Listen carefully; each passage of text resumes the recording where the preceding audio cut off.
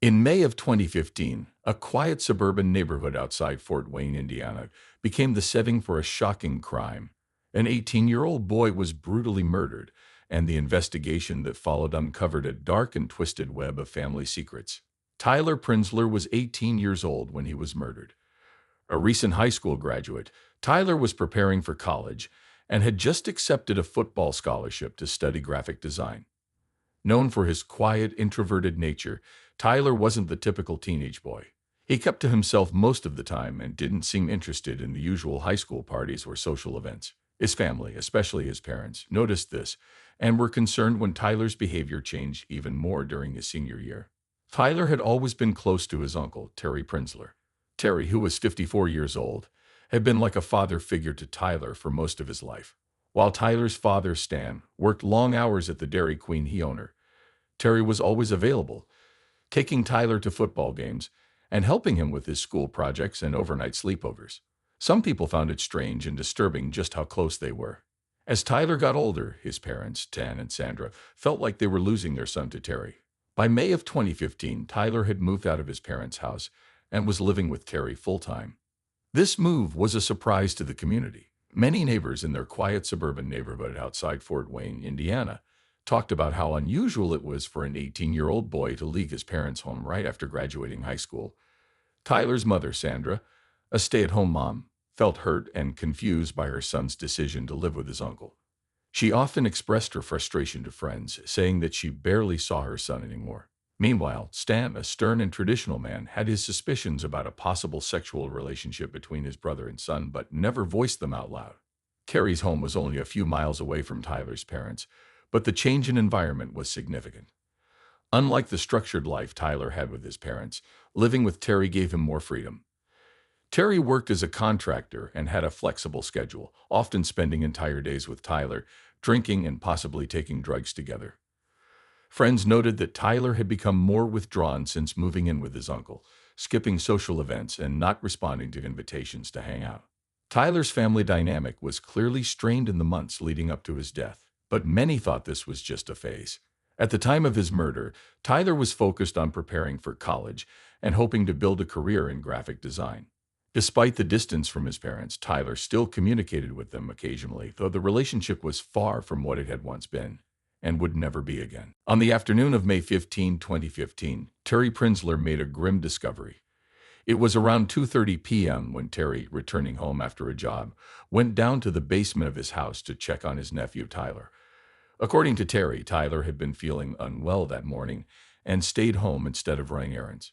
Terry said he expected Tyler to be resting, but what he found instead was horrifying. Tyler's lifeless body was sprawled on the cold concrete floor of the basement. He had been beaten to death, his face and chest bruised and bloody. Panicked, Terry dialed 911. His voice was frantic as he tried to explain what he had found, saying he thought Tyler had fallen or been attacked by someone who had broken into the house. "There's blood everywhere," Terry reportedly said during the call. When first responders arrived at the scene, they noted that Terry seemed shaken, repeatedly telling them he couldn't understand how this had happened. His hands were trembling, and his eyes appeared red, as if he had been weeping. Tyler's body was discovered in an unfinished part of the basement, near some old exercise equipment and storage boxes. The room was dimly lit, and the only light source came from a single window high up on the wall, casting a faint glow over the scene. The police immediately secured the area, blocking off the basement to begin their investigation. Tyler's injuries were severe, with significant trauma to his head and chest. The coroner would later confirm that Tyler had been brutally beaten to death with fists, and the extent of the injury suggested a personal and extreme rage-fueled attack. The discovery of Tyler's body sent shockwaves through the quiet suburban neighborhood. People who knew Tyler described him as a nice, quiet kid, and it was hard for them to imagine why someone would want to harm him. Word spread quickly, and by the evening, local news stations, including WPTA 21, had picked up the story, reporting live from the neighborhood. Residents watched as news vans lined the streets, and reporters interviewed neighbors who expressed their disbelief. One neighbor, who wished to remain anonymous, told the Journal-Gazette that Tyler had always seemed like a good kid, but they couldn't help but mention the unusual closeness between Tyler and his Uncle Terry. This detail would soon become central to the investigation, as police began to question what really happened in the hours leading up to Tyler's death. When the police arrived at Terry Prinzler's home on the afternoon of May 15, 2015, they were met with a disturbing scene. Officers from the Fort Wayne Police Department responded to Terry's frantic 911 call and were at the house within minutes.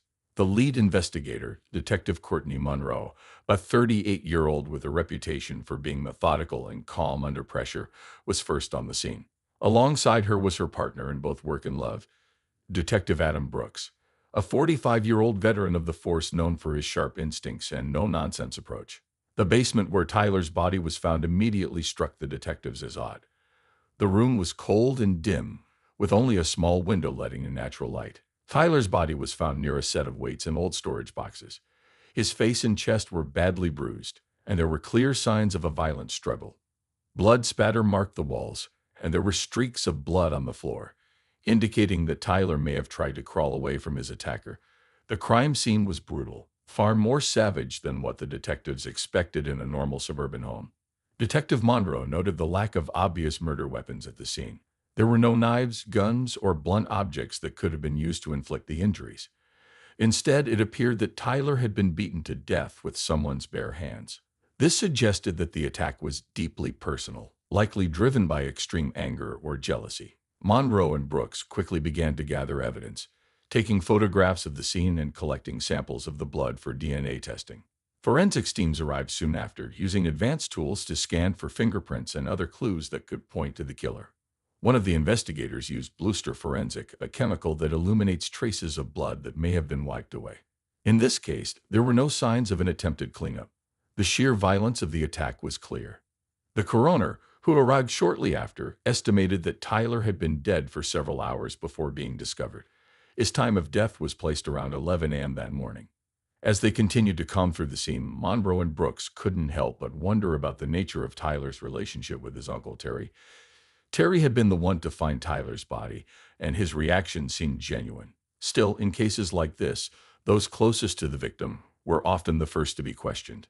The detectives knew they would have to dig deeper into the family's relationships to uncover the truth behind Tyler's tragic death. The first person police questioned in the investigation was Tyler's father, Stan Prinzler. At 45, Stan was a hardworking Dairy Queen owner who had built a reputation for being reliable but stern. He was known around town for fixing classic cars at his garage, where he spent much of his time. Stan's relationship with Tyler had grown strained in the months before the murder, and his temper was something locals in Fort Wayne were familiar with. Detectives Courtney Monroe and Adam Brooks brought Stan in for questioning on the evening of May 15, just hours after Tyler's body was discovered. At first, Stan seemed cooperative but tense. He explained that he hadn't seen Tyler for weeks, ever since his son had moved out of the family home to live with his uncle Terry. Stan admitted to being frustrated with Tyler's decision, especially because Tyler had been distancing himself from the entire family. "We barely spoke," Stan told the detectives. "He just left, and I had no idea why." Monroe and Brooks noticed Stan's irritation when he spoke about Tyler's close relationship with Terry. Stan admitted that he had become suspicious of the amount of time his brother and son spent together. But when asked directly if he believed Terry had anything to do with Tyler's death, Stan paused. His response was hesitant. "I don't know. It just doesn't seem like him," he finally said. The interrogation took a turn when the detectives began to press Stan on his whereabouts at the time of Tyler's death. Stan claimed that he had been tinkering all day at the garage, which was later confirmed by one of his Dairy Queen employees. Despite having an alibi, Stan's frustration over Tyler's growing distance, paired with his strained relationship with his brother, kept him as a key suspect early in the investigation. Throughout the interview, Stan's temper occasionally flared. He raised his voice when discussing Terry and seemed defensive when asked about his feelings toward his son. "I loved my son, no matter what," he said angrily. However, his demeanor suggested there was much more under the surface. The detectives left the interview with mixed feelings. Stan's alibi appeared to check out, but his growing frustration with Tyler and the tension within the family left lingering doubts. Monroe noted in her report that Stan's anger toward both his son and brother might still be a critical piece of the puzzle. With no concrete evidence linking him to the murder, Stan remained a person of interest, but the police knew they needed more to continue pursuing him as a suspect. The investigation took a sharp turn when detectives found a piece of new evidence that connected Terry Prinzler, Tyler's uncle, to the murder in an unexpected way. As police continued to search Terry's home, where Tyler's body had been found, they came across Tyler's cell phone hidden in the basement. Forensic experts at the Fort Wayne Police Department quickly got to work extracting data from the phone, hoping it would shed light on the events leading up to his death. Among Tyler's text messages, social media conversations, and photos, detectives uncovered a series of deeply sexually explicit messages between Tyler and Terry. What they discovered was shocking. Tyler and Terry had been involved in a secret sexual relationship.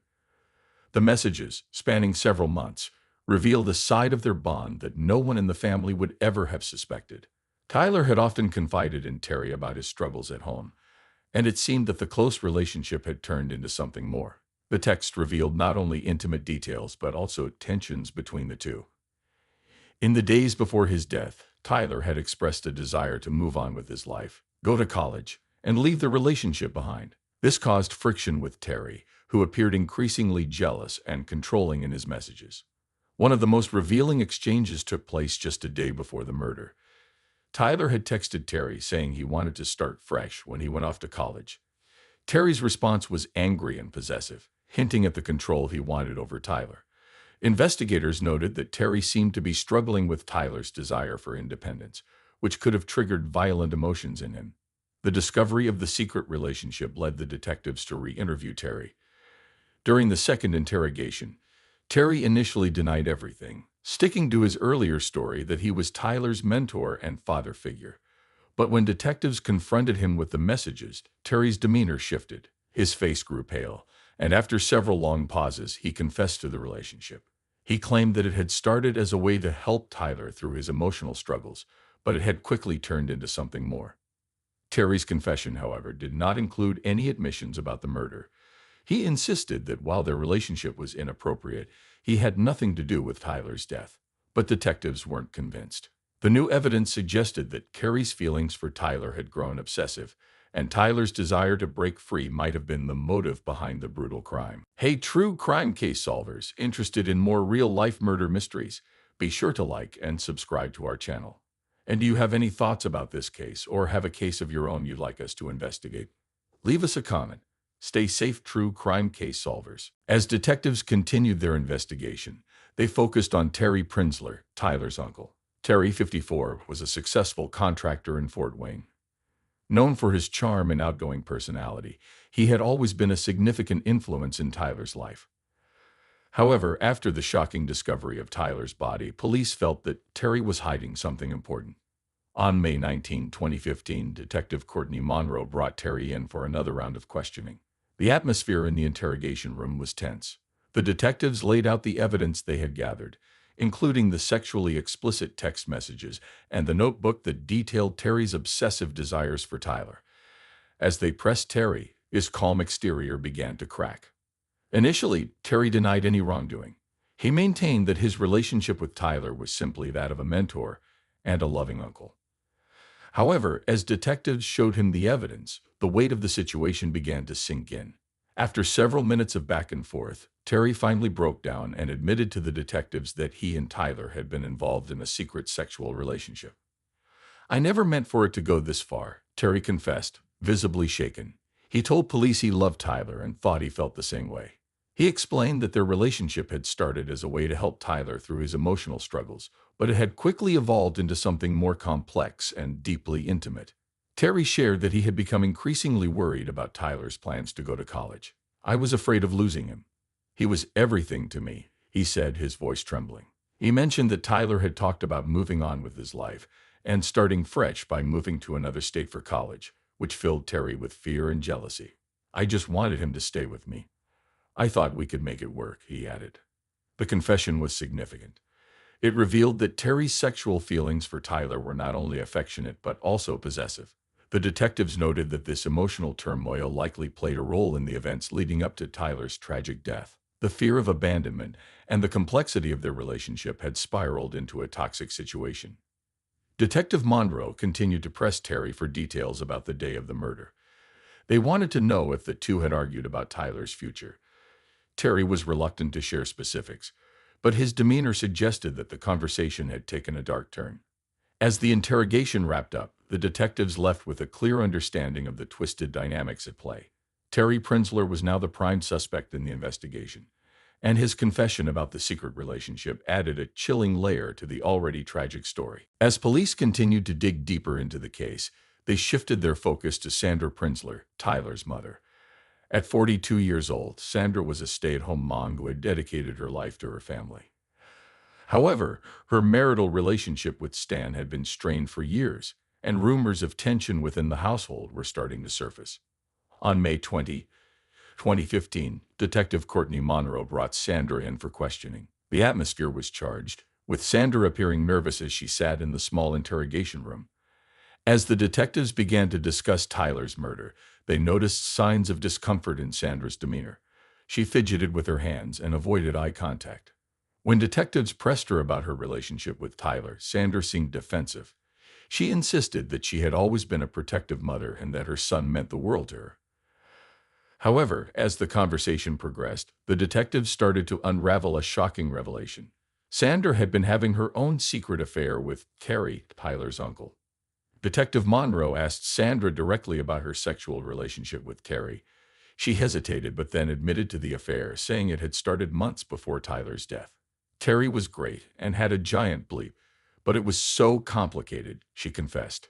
The detectives realized that Sandra's jealousy over Tyler's own sexual relationship with Terry might have played a significant role in the family's turmoil. Sandra explained that she felt sidelined by the sexual relationship between her son and her brother-in-law. It was like I didn't exist anymore. Terry and Tyler were always bleeping each other, she said, her voice tinged with frustration. She admitted that seeing her son grow closer to Terry only fueled her feelings of jealousy. I wanted to be the one he bleeped, not Tyler, she added. This revelation added a disturbing layer to the investigation. With both Sandra and Terry involved in secret sexual affairs with each other, the family and sexual dynamics were more complicated than anyone had realized. The detectives began to consider how these intertwined relationships could have contributed to the tragic events leading up to Tyler's death. As the interrogation continued, Sandra's emotions fluctuated between anger and despair. She expressed sadness over Tyler's death, but also frustration with Terry. It was clear that the complicated feelings within the family could have led to significant conflict. Detective Monroe left the interview with a deeper understanding of the tensions at play. With both Sandra and Terry harboring secrets and feelings of jealousy, the motive behind Tyler's murder seemed to grow more complicated by the minute. The investigation into this tragic family saga was far from over. By late May of 2015, the investigation into Tyler Prinzler's murder had taken multiple twists and turns, but all the clues finally pointed to one person, Terry Prinzler, Tyler's 54-year-old uncle. Terry had been a successful contractor and a beloved member of the small Fort Wayne community. Outwardly, he seemed like the perfect uncle, a mentor who had taken Tyler under his wing when he moved out of his parents' home. But beneath the surface, there were dark secrets no one could ever imagine. Detective Courtney Monroe had already uncovered the disturbing truth about Terry and Tyler's secret sexual relationship. As the investigation dug deeper, they learned more about Terry's motives. The once close bond between uncle and nephew had started to crumble when Tyler began to focus on his future, college, football, and independence. Feeling abandoned, Terry became increasingly possessive and jealous, seeing Tyler's growing independence as a personal betrayal of their relationship. On May 28, police received the final piece of the puzzle. Forensic evidence from Terry's home, the basement where Tyler's body had been found, revealed Tyler's blood on Terry's clothing. It was a damning discovery that confirmed what detectives had suspected. Terry had beaten Tyler to death in a fit of rage disguised to his nephew, as a new sex style they would be trying out. Investigators believed Terry's emotional turmoil over losing control of Tyler, mixed with his sexual jealousy and possessiveness, had driven him to commit the murder. That same afternoon, at approximately 3:30 p.m., police arrived at Terry's modest home in Fort Wayne to arrest him. As detectives approached the door, Terry appeared calm, even smiling as he invited them inside. When they informed him he was under arrest for the murder of Tyler Prinzler, his face remained emotionless. Terry didn't resist or protest, simply asking, "How'd you figure it out?" As police handcuffed him and led him out of the house, neighbors watched from their front yards in shock. Terry had been a well-liked member of the community, and seeing him taken away in a police car was unimaginable to many. The Prinzler family, already torn apart by Tyler's death, was devastated by the news. Stan and Sandra Prinzler were especially crushed, learning that the man they trusted with their son's well-being had been the one responsible for his brutal murder. Their grief was compounded by the betrayal they felt toward Terry. The arrest was a turning point in the case, but the full story of what had led to this tragic murder would be revealed in the courtroom. In October of 2016, Terry Prinzler stood trial for the murder of his nephew, Tyler Prinzler. The case had gripped Fort Wayne, Indiana, and the courtroom was packed with reporters, family members, and curious locals. The prosecution, led by 37-year-old prosecutor Ashley Madison, painted a clear and disturbing picture of the crime. She argued that Terry, consumed by jealousy and control, brutally beat Tyler to death in a fit of rage after Tyler began distancing himself from their secret relationship. Madison, known for her methodical approach, laid out the evidence, including forensic proof of Tyler's blood on Terry's clothes, the chilling discovery in the basement, and Terry's own confession about their inappropriate relationship. On the defense side was 52-year-old attorney Donald P. Hayes, a seasoned lawyer known for taking on difficult cases. Hayes argued that Terry had not premeditated the murder.